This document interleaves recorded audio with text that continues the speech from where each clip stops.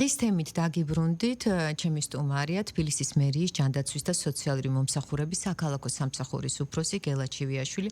რაც შეება საუბრის თემას, ჩვენ ვისაუბრებთ თბილისის მერიის მიერ ჯანდაცვის და სოციალური მიმართულებით განხორციელებულ მიმდინარე პროგრამებზე, რა თქმა უნდა, სამომავლო გეგმებზეც. ბატონ გელა, მოგესალმებით, მადლობა, რომ ჩვენთან ერთად ხართ და რაც შეეხება თბილისის მერიას და მუნიციპალურ პროგრამებს, ეს პროგრამები მზარდია, ძალიან ბევრი სიახლეა და რაც მთავარია, ადამიანების საჭიროებას მორგებული და მთავარი მიზანი ის არის, რომ მათი ცხოვრების ხარისხი გაუმჯობესდეს.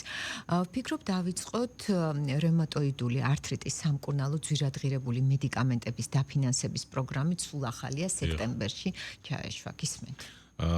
მივესალმები თქვენს მსმენელებს. მინდა პირველ რიგში აღნიშნო, რა თქმა უნდა, რომ თბილისის მერის ჯანდაცვის პროგრამები წლიდან წლამდე მზარდია და არც გამონაკლისი გასული წელი და მიმდინარე წელი ყოფილა, სწორედ აღნიშნეთ, მიმდინარე წელს ახალი პროგრამა რევმატოიდული ართრიტის სამკურნალო მედიკამენტის დაფინანსების პროგრამა დაიწყო. ძალიან მნიშვნელოვანი იყო ამ მედიკამენტის დაფინანსების დაწყება, ვინაიდან ეს არის საკმაოდ ვერაგი დაავადება, რომელიც საბოლოო ჯამში იწვევს, რა თქმა უნდა, ძვლების დეფორმაციას. ეს არის ეგრეთ წოდებული აუტოიმუნური დაავადება, როდესაც ხდება უკვე ძვლების დეფორმირება და საბოლოო ჯამში ადამიანის შრომის უუნარობამდე მიდის. რას აკეთებს ეს მედიკამენტი? ეს მედიკამენტი იმდენად ეფექტურია, რომ ახორციელებს პროგრესის შეჩერებას და შესაბამისად ადამიანი რჩება შრომის უნარიანი და ათეული წლების განმავლობაში შეუძლია, რომ იყოს შეინარჩუნოს თავის ჯანმრთელობა და იყოს აქტიური საზოგადოებაში. სწორედ ამ ძვირადღირებული მედიკამენტის დაფინანსება დავიწყეთ. ეს მედიკამენტი არის წარმოებული როშეს მიერ, ქვია აქტემბრა და შესაბამისად მისი ღირებულება ბაზარზე იყო საკმაოდ ძვირი, თუმცა მას შემდეგ დავიწყეთ ჩვენ სახელმწიფო პროგრამა დაახლოებით 30%-ით შემცირდა მისი ფასი და დღეს შეადგენს 1500 ლარს, რომელიც განფასებული არის სახელმწიფო პროგრამით. მთლიანად ხდება დაფინანსება საჭიროების, რომელიც საჭირო არის თითოეული პაციენტისათვის. უბრალოდ განსხვავება ის არის, რომ სოციალურ დაუცველებზე ხორციელდება 100%-იანი დაფინანსება, ხოლო ყველა სხვა დანარჩენზე არის ღირებულების 80%-ის დაფინანსება, რომელიც ასევე საკმაოდ მნიშვნელოვანი შეღავათი არის ამ საჭიროების მქონე ოჯახებისათვის. უკვე დაახლოებით 60-მდე საგარანტიოა გაცემული ამ 2 თვის განმავლობაში, რაც დავიწყეთ, რაც არ არის პატარა მაჩვენებელი. და რა თქმა უნდა, თითოეული პაციენტისათვის იქნება ხელმისაწვდომი ეს მედიკამენტი იმ რაოდენობით, რაოდენობითაც, რა თქმა უნდა, და იმ ხანგრძლივობით, რაც დანიშნული აქვს მკურნალი ექიმის მიერ. კი ბატონო, და რაც შეეხება პროგრამაში ჩართვას, რომ ვუთხრათ ბენეფიციარებს, როგორ პროგრამაში ჩართვისათვის, ისევე როგორც სხვა პროგრამებში, მსგავსი არის ზუსტად აქაც, ისინი მიდიან თავის მკურნალ ექიმთან.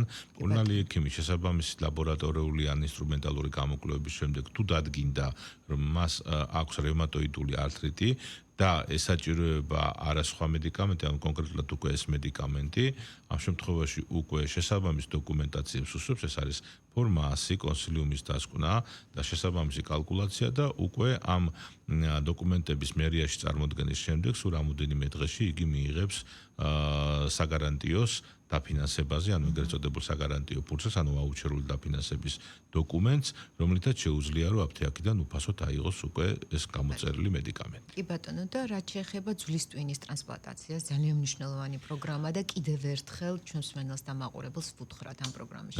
დიახ, ეს არის პროგრამა, რომელიც ჩვენ დავიწყეთ 2016 წელს.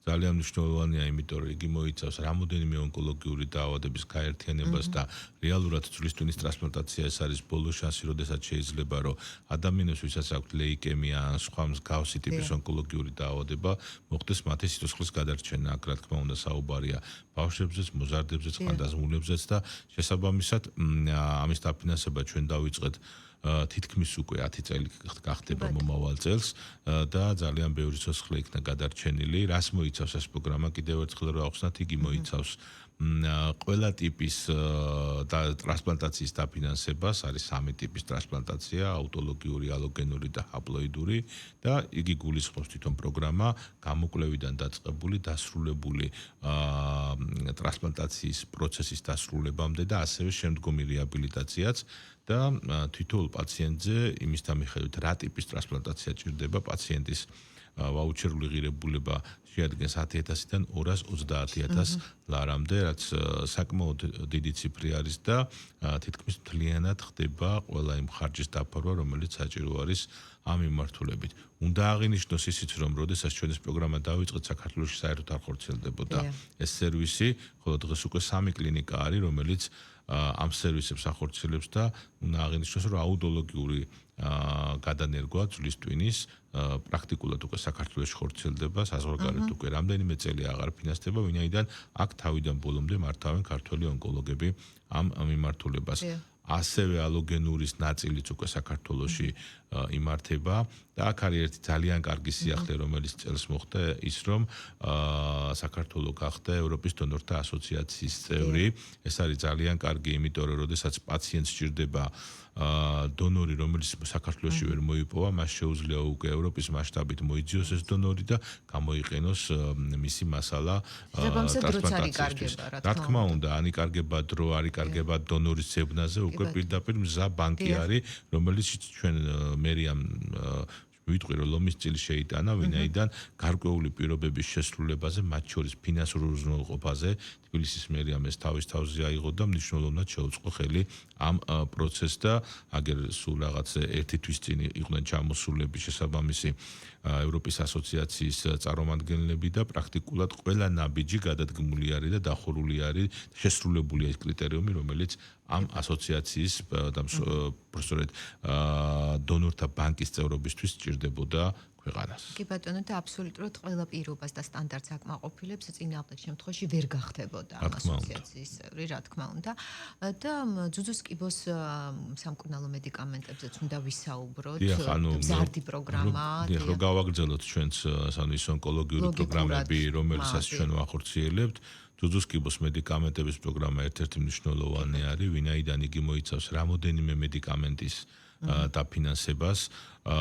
თავიდან ეს პროგრამა უკვე თითქმის უკვე 9 წელია ხორციელდება თბილისის მერის მიერ. მე ხაზ გავს რომ მზარდი. დიახ, მზარდი არის მიმართულებით, რომ თავიდან ვაფინანსებდით 80%-ს ყველასთვის და სოციალურად დაუცველებისთვის 100%-ს, თუმცა ბოლო 2 წელია მთლიანად 100% გახდა ამ მედიკამენტების დაფინანსება და საჭიროებაზეც, ანუ დაახლოებით არის 16-დან 18 გადასხმამდე საჭირო ჰერორი დადებითი ტიპის მქონე სიმსივნით დაავადებული პაციენტებისათვის და ახდენს სამჯერად ღირებული მედიკამენტის სრულად დაფინანსებას მთლიანი კურსის.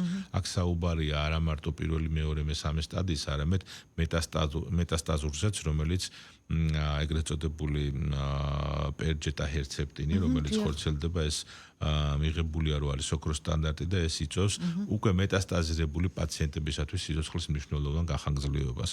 აქედან გამომდინარე, მერიას ეს მთლიანად თავის თავზეა გაღებული და რა თქმა უნდა, ფინანსურ უზრუნველყოფას, როდესაც უკვე შესაბამისი დოკუმენტაცია წარმოდგენილი არის მერიაში, არის მთლიანად აღებული ბიუჯეტის ხარჯზე. დიახ, და შესაბამისად კიდევ ძალიან მნიშვნელოვანია დაავადებათა სკრინინგის პროგრამა. დიახ, ეს მიბმული არის თუ შეიძლება ითქვას. ანუ რა არის დაავადებათა სკრინინგი რეალურად? ჯანმრთელი ადამიანი, რომელიც უნდა მივიდეს, უფასოდ გაესინჯოს, რათა ადრეულ სტადიაზე თუ რამე განწყობა გენეტიკური ან სხვა შეძენილ შემთხვევაში მოხდეს კიბოს გამოვლენა, ვინაიდან ადრეულ სტადიაზე კიბოს გამოვლენა მისი სრული განკურნების საწინდარი არის და სწორედ ამას უწყობს ხელს დაავადებათა სკრინინგი. იგი მოიცავს 5 ძირითად კომპონენტს. ეს არის ძუძუს კიბო, ეს არის საშლეოსნოს ყელის კიბო, ეს არის მსხვილი ნაწლავის კიბო, ფარისებრი და პროსტატა. ნუ აქედან ყველაზე მნიშვნელოვანი მაინც არის უფრო რა თქმა უნდა ძუძუს და საშლეოსნოს ყელის კიბოები, ვინაიდან ისინი სამწუხაროდ ქალბატონების ლეტალობაში ერთ-ერთ მაღალ საფეხურს იკავებენ თუ არა პირველს და სწორედ ამ მიმართულებით ეროვნულ სკრინინგ ცენტრს აქვს 4 ფილიალი თბილისში, სადაც ხორციელდება უფასო გამოკვლევა, რა თქმა უნდა შესაბამისი ასაკობრივი ჯგუფების მიხედვით, რომელიც შეუძლიათ მათ როგორც ვებგვერდზე გაეცნონ, ასევე შეუძლიათ ისარგებლონ უფასო ცხელი ხაზით 220-35-35 და შეუძლიათ მიიღონ ნებისმიერი კითხვაზე პასუხი, რომელიც მათ შეიძლება რომ გაუჩნდეთ თუ სად, როგორ და რა ასაკობრივმა ჯგუფმა უნდა მიაკითხოს ამ შემთხვევაში. და კიდევ დავამატოთ, რომ მაღალი ხარისხის მომსახურებას მიიღებენ. დიახ, ბოლო წლებში განსაკუთრებით, ანუ მნიშვნელოვანი არის აქ მოცვის მაჩვენებელი. მასშტაბებელი მოცვა გულისხმობს, რომ კონკრეტულ ასაკის მქონე მოსახლეობის დაახლოებით ნახევარზე მეტი უნდა იყოს სკრინინგი გავლილი იმისათვის, რომ მოსახლეობაში შემცირდეს კიბოს მაჩვენებლები. სწორედ ამიტომ არის მნიშვნელოვანი, რომ თავის დროზე იქნეს მიკითხული ამ სკრინინგის ფილიალებისათვის და მიიღონ მაღალკვალიფიციური კონსულტაცია, გამოკვლევა, რომელიც უახლესი აპარატურით, რომელიც აღიჭურვა სკრინინგის ყველა ფილიალი იქნება ჩატარებული კვალიფიციური ექიმების მიერ. კი ბატონო, და ამასობაში არ უნდა გამოვტოვოთ ფსიქიკური ჯანმრთელობის პრობლემების მქონე ადამიანების დაფინანსების პროგრამა. დიახ, ანუ ეს ერთ-ერთი მნიშვნელოვანი პროგრამა არის, რომელსაც თბილისის მერია უკვე ახორციელებს თითქმის 6 წელია.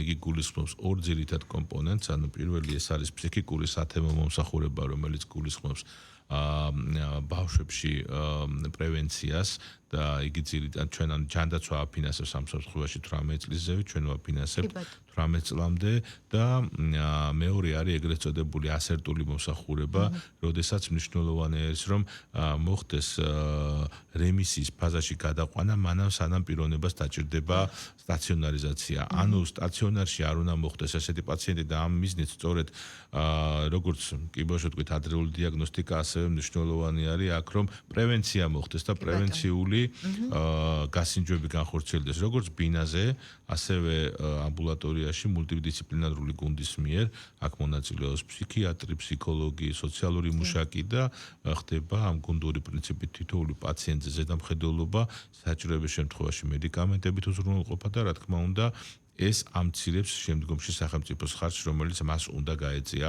სტაციონარში, რომელიც რამდენიმეჯერ აღემატება მისი მკურნალობის კურსს. სწორედ ეს პროგრამა არის ამ მიმართულებით, შეიძლება ითქვას, პრევენციის პროგრამა, რომელსაც მერია ახორციელებს უკვე დიდი ხანია. კი ბატონო, და რაც შეეხება აუტიზმის სპექტრის დარღვევებს მქონე ბავშვთა და მოზარდ აბილიტაციის პროგრამას, ესეც მზარდი. უკვე პრაქტიკულად 2015 წლიდან დავიწყეთ 10 წელზე მეტია უკვე ხორციელდება.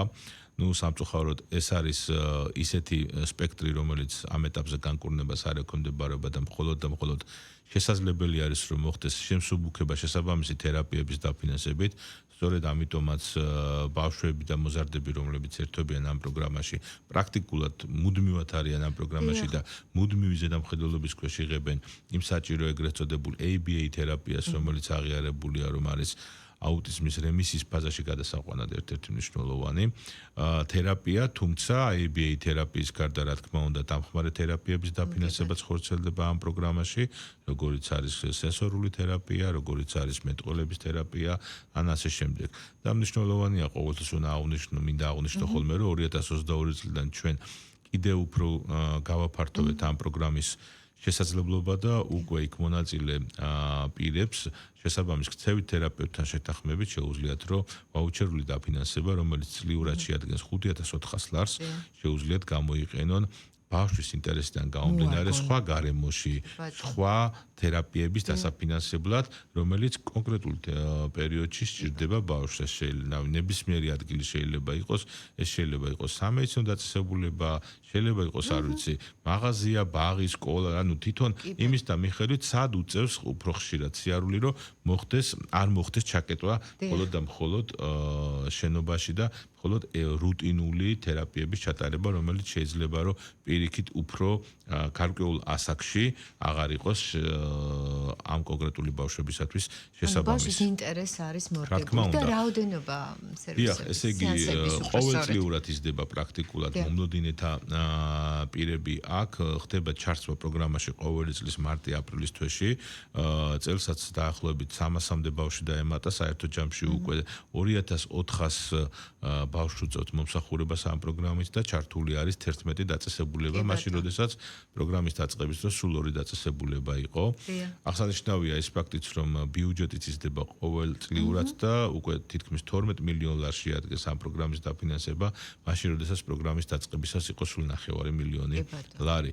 აქედან გამომდინარე, რა თქმა უნდა, არასდროს არ მიატოვებს მერია ამ ოჯახებს და პირიქით თუ რამე საჭიროება იქნება მუდმივად ყოველთვის გვერდში უდგას ამ ოჯახებს თბილისის მერია ამ მნიშვნელოვანი პროგრამა. კი ბატონო და რაც შეეხება უსინათლო ადამიანებს გამცილებლის პროგრამა, ასევე ერთჯერადი დახმარება ამ მიმართულებითაც რო დიახ, რაც შეეხება შშმ პირთა პროგრამებს, რო დავიწყოთ მაგ მიმართულებით, უსინათლო პირების ერთჯერადი დახმარების პროგრამა არის ერთ-ერთი მნიშვნელოვანი პროგრამა, რომელიც გულისხმობს წლიურად 900 ლარის ერთჯერადი დახმარების გაცემას და რომელიც შემიძლია უკვე თქვა რომ მომავალი წლიდან სავარაუდოდ გაიზრდება, ვინაიდან ეს იყო უკვე გაცხადებული წინასაარჩევნო თემა და იგი გულისხმობს 3 წელიწადში 3 ერთჯერადად 300 ლარის გაცემას სხვადასხვა სადღესასწაულო პერიოდში. ასევე ანალოგიური დახმარება გაიცემა სოციალურად დაუცველ 18 წლამდე შშმ ბავშვებზე და რომელიც ასევე გაიზრდება მომავალ წლიდან და მნიშვნელოვანი არის რომ ისიც გაიცემა წელიწადში ორჯერ ასევე სადღესასწაულო დღეების განმავლობაში. ასევე შშმ პირთა მიმართულებით ძალიან მნიშვნელოვანი არის ეგრეთ წოდებული საკურორტო მომსახურების პროგრამა, რომელიც 2018 წლიდან გახდა ვაუჩერული და როდესაც ადამიანებს უკვე მიეცათ თავისუფლება და თვითონ ირჩევენ რომელ სასტუმროში ვისთან ერთად რა პერიოდში წავიდნენ, აქ არის მხოლოდ ეგრეთ წოდებული საკურორტო სეზონი არჩეული 1 მაისიდან 15 სექტემბრის ჩათვლით და დაახლოებით 4ჯერ გაიზარდა ბენეფიციართა რაოდენობა თუ იყო მაგალითად 7800 ბენეფიციარი ჩვენ წელს უკვე 3200 ბავშვს მოვემსახურეთ და გავეცით 3200 ბავშვზე საკურორტო ვაუჩერი და მნიშვნელოვანი არის რომ 300-ზე მეტი სასტუმრო არის ჩართული უკვე ამ პროგრამაში. და არა მარტო სასტუმრო, კერძო სექტორი. რა თქმა უნდა, ანუ აქ გულისხმობა საოჯახო სასტუმროების და ჩვეულებრივი სასტუმროების, ანუ რეალურად შეზღუდვა რა თქმა უნდა, არა გვაქვს ამ მიმართულებით. არის რამოდენიმე პირობა, რომელიც სასტუმრომ უნდა შეასრულოს. ერთ-ერთი მნიშვნელოვანი არის ის, რომ მინიმუმ 6 დღე უნდა გაატარონ სასტუმროში და ეს სწორედ ფასიდან გამომდინარეობს, რომ საშუალოდ არ მოხდეს ის, რომ ერთ დღეში ან ორ დღეში სასტუმრომ მოახდინოს თავისი ინტერესების რაღაც ზეგავლენა ბენეფიციარზე და აიძულოს ის, რომ გინდა თუ არა ორ დღეში ანუ რაც რა თქმა უნდა არასწორად ამის პრევენციის მიზნით არის ეს თუ შეიძლება ითქვას მექანიზმი ჩადებული ამ მიმართულებითაც დაგეგმილი არის ბიუჯეტის ზრდა კიდევ და ასევე ვაუჩერის ღირებულების ზრდაც განხორციელდება მომავალ წლებში. და შესაბამისად დღეების რაოდენობა ბუნებრივია გაიზრდება. რა თქმა უნდა დღეების რაოდენობაც გაიზრდება და რა თქმა უნდა ეს საბოლოო ჯამში მაინც ოჯახსა და სასტუმროს შორის მოლაპარაკების თემა არის, რომელშიც მერია უბრალოდ ახორციელებს ფინანსურ უზრუნველყოფას. დიახ და ძალიან ხშირად გვეკითხებიან ასაკს. დიახ, ანუ ასაკი არის 20 წლამდე, შესაბამისად, ანუ ეს ასაკი შენარჩუნებული იქნება და მეორე მნიშვნელოვანი თემა არის ის, რომ თბილისში რეგისტრაცია, რა თქმა უნდა, ნებისმიერი პროგრამა, რომელიც ხორციელდება თბილისის მერის მიერ, გულისხმობს თბილისში რეგისტრაციის გარკვეულ პერიოდულობას და იგი ხორციელდება როგორც ჯანდაცვის პროგრამებზე, აგრეთვე რა თქმა უნდა, სოციალურ პროგრამებზეც. დიახ, ბატონგელა დრო ძალიან სწრაფად გარბის და სოციალურ მიმართულებაზეც უნდა ვისაუბროთ, არაერთი პროგრამა ხორციელდება, არაერთი პროგრამა მრავალშვილიანი ოჯახებით რო დავიწყოთ. კი ბატონო, ანუ მრავალშვილიანების მიმართულებით გვაქვს ჩვენ ორი ძალიან კარგი და მნიშვნელოვანი პროგრამა, ეს არის სოციალურად დაუცველ მრავალშვილიან ოჯახებზე ყოველთვიური დახმარების პროგრამა, ეს არის თითოეულ ბავშვზე 50 ლარი, რომელიც წლიდან წლამდე იზრდება, ესეც შეიძლება ითქვას და დღეს დაახლოებით 3000 ოჯახზე მეც ვეხმარებით, ანუ არის 11000 ბავშვზე მეტი, რომელსაც ჩვენ ვეხმარებით და ამ პროგრამის ბიუჯეტი სადღაც 12 მილიონ ლარამდე არის და მეორე პროგრამა არის ასევე მრავალშვილიან ოჯახებში ყველა დაბადებულ მესამე და შემდგომ ბავშვზე ერთჯერადი დახმარების პროგრამა, ანუ მესამე ბავშვზე არის 800 ლარი, მეოთხეზე 1000 და მეხუთე და შემდგომ ბავშვზე 1500 ლარი. ეს ორი პროგრამაც ასევე საკმაოდ მნიშვნელოვანია და მოიცავს ძირითადად აი ამ მრავალშვილიანი ოჯახების ინტერესებს. ნუ ცალკე მინდა გამოყო კიდე ეგრეთ წოდებული თავშესაფრით უზრუნველყოფა, რომელიც ძალიან მნიშვნელოვანი არის და რომელიც ერთ-ერთი მნიშვნელოვანია, იმიტომ რომ რეალურად ქუჩაში ადამიანები რომ არ უნდა ცხოვრობდნენ, სწორედ ეს პროგრამა უზრუნველყოფს მათ. ანუ ნებისმიერი რამდენიმე დღის წინ იყავით კიდევაც დილოს თავშესაფარში. დიახ, ანუ ეს არის დილოს მიუსაფართა თავშესაფარი, რომელიც 2015 წლიდან ფუნქციონირებს, რომელიც აღჭურვილი არის კაპიტალური შენობა და სადაც 240 ადამიანზე არის გათვლილი და უზრუნველყოფილები არიან ყველა იმ საჭირო პირობებით, დაწყებული სანიტარული ჰიგიენური საშუალებებით დამთავრებული ცხელი სადილი, პირველადი სამედიცინო მომსახურება და ასე შემდეგ. და თუმცა ერთი უნდა აღინიშნოს აქ, რომ ამ შემთხვევაში ამ დაწესებულებაში იძულებით ვერავინ ვერ გადაგვყავს, ეს უნდა იყოს იმ ადამიანის სურვილი, ანუ ადამიანი ლოგიკურად თუ ცხოვრობს ქუჩაში, რა თქმა უნდა, მას თავშესაფარი უნდა შესთავაზოს სახელმწიფო. სახელმწიფოს თავაზობს ამ თავშესაფარს, თუმცა რა თქმა უნდა, იქ გადასვლა მისი სურვილის ნება-სურვილის გარეშე იძულებით არასდროს ვერ გახორციელდება. კი ბატონო, რა თქმა უნდა და რაც შეეხება ხანდაზმულთა დახმარებას. დიახ, ანუ ხანდაზმულებზე საკმაოდ მნიშვნელოვანი პროგრამა, რომელიც დაიწყეთ 2022 წელს, ეს არის 500 ლარიანი მედიკამენტების დაფინანსების პროგრამა. ფაქტიურად ამ ნაწილშიც ჩვენ ვაფინანსებთ სოციალურად დაუცველ პენსიონერებს და ამ შემთხვევაშიც მედიკამენტები განისაზღვრება უშუალოდ ექიმის მიერ, ანუ როდესაც მოხდება უკვე ლაბორატორიული გამოკვლევების ჩატარება და კონკრეტული მედიკამენტი დაჭირდება, წლის განმავლობაში 500 ლარიანი ლიმიტის ფარგლებში შეუძლიათ, რომ იქვე მოხდეს ელექტრონულად გამოწერა ამ მედიკამენტების და ნებისმიერ აფთიაქში უკვე მოახდინონ ამ 500 ლარის ფარგლებში მედიკამენტების შეძენა, ისე რომ მათ არ ჭირდებათ მერიაში ვიზიტი, მოსვლა, განცხადების წერა. ამ შემთხვევაში ერთი ვიზიტით ექიმთან ხორციელდება აღნიშნული პროცედურა და პირდაპირ შეუძლია, რომ 500 ლარის ფარგლებში რაც ჯანმრთელობის მდგომარეობიდან გამომდინარე ჭირდებათ მათ, რომ აღნიშნული მედიკამენტები მიიღონ. კი ბატონო, არ მინდა რომელიმე მნიშვნელოვანი პროგრამა გამომჩეს, თუმცა ყველა მნიშვნელოვანია, რა თქმა უნდა და სამომავლო გეგმებზეც რომ მოკლედ გითხრათ. დიახ, ну რაც შეეხება სამომავლო გეგმებს, შეიძლება ითქვას, რომ საკმაოდ კარგი პროგრამები არის და ისევ თბილისის მოსახლეობის საჭიროებაზე მორგებული. ჩვენ ონკოლოგიით დავიწყეთ და ძალიან მნიშვნელოვანი პროგრამის დაანონსება მოხდა ამ მიმართულებით. ეს არის პირველ რიგში ფილტვის კიბოს სკრინინგის პროგრამა, რომელიც გვინდა რომ დავიწყოთ და რომელიც ძალიან მნიშვნელოვანია, ვინაიდან სამწუხაროდ იგი უკვე პირველ ადგილზე არის სიკვდილიანობის მიზეზებს შორის, ანუ რომელიც ყველაზე მეტად ვერაგული არის და ადრეულ სტადიაზე გამოვლენა სწორედ რომ მასი მკურნალობის ერთ-ერთი მნიშვნელოვანი თემა არის. ასევე ძალიან მნიშვნელოვანი პროგრამა, რომელიც დაანონსდა და მომდევნო 4 წლის განმავლობაში დაიწყება, ეს არის ადრეულ სტადიაზე კიბოს სადიაგნოსტიკო გამოკვლევების დაფინანსების პროგრამა.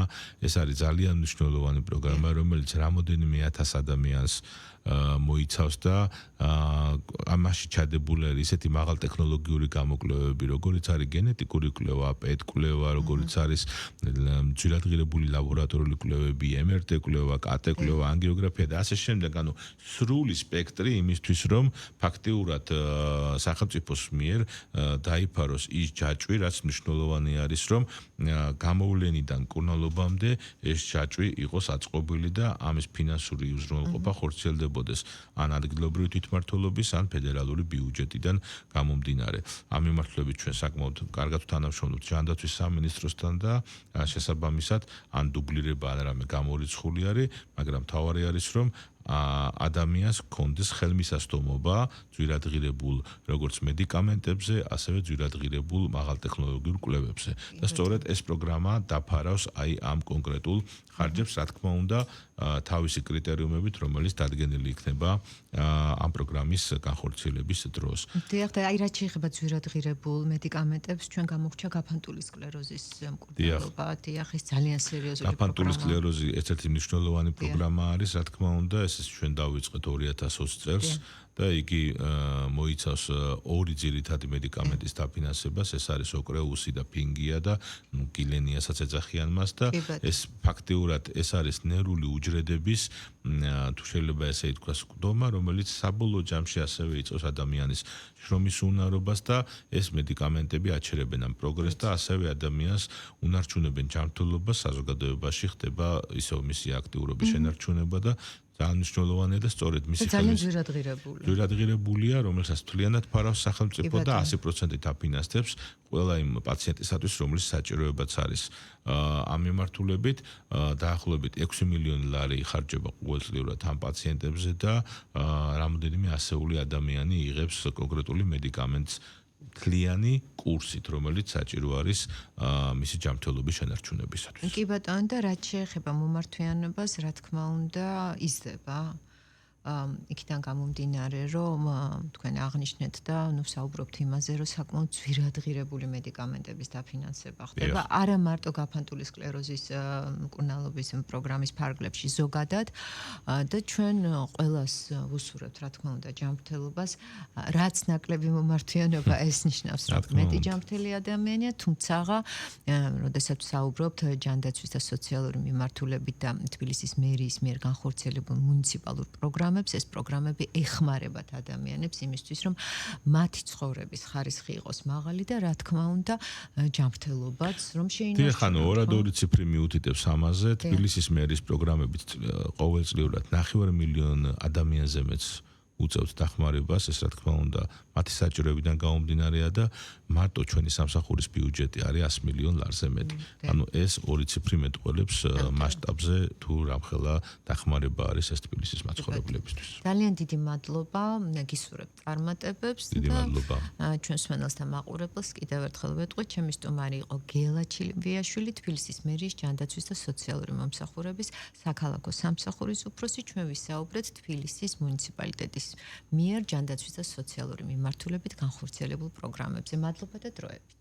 ნახვამდის.